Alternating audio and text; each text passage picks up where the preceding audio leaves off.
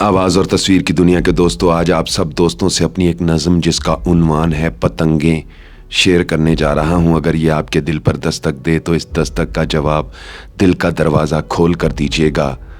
नाचीज़ खाकसार को उज़ैर रशीद कहते हैं। नज़म पेश खिदमत है, ज़रा गौर कीजिएगा साहिब।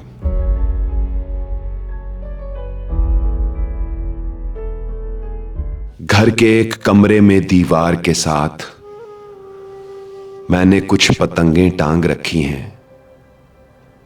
घर के एक कमरे में दीवार के साथ मैंने कुछ पतंगें टांग रखी हैं। जब कभी झांकना हो बचपन में इन पतंगों को देख लेता हूं। आसमां पर उड़ने वाली इन हंसी पतंगों को मैंने अपने कमरे में इस तरह से रखा है जिस तरह कोई तितली को किताब में रख ले। याद की नीली पीली दुनिया में अमन के दौर की सफीर हैं ये।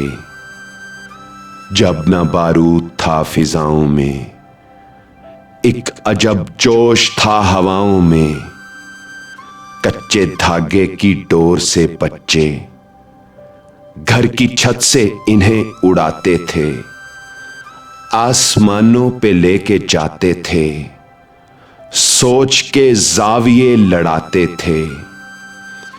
जब पतंगों में पेच लड़ जाता, जिस्म में वलवला सा भर जाता। एक जज्बा था कर गुजरने का, इन हवाओं पे राज करने का।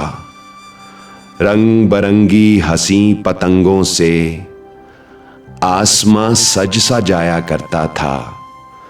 हर कोई गीत गाया करता था, हर कोई मुस्कुराया करता था।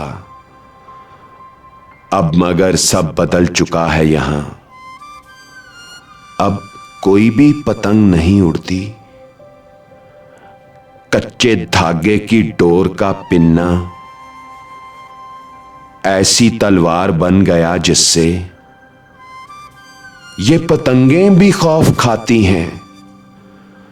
जिन हवाओं में रंग उड़ते थे अब वहां पर धुआं सा उड़ता है। बम फटते हैं, लोग मरते हैं, खौफ का राज है फिजाओं पर।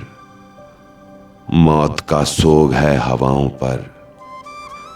ना पतंगें हवा में उड़ती हैं, ना ही इंसान आजाद फिरते हैं। वहशतें आसमां से होती हुई अपना मातम ज़मीं पे लाई हैं। सोचता हूं कि चंद ही बरसों में हमसे दुनिया ने क्या नहीं छीना। सोचता हूं कि चंद ही बरसों में हमसे दुनिया ने क्या नहीं छीना।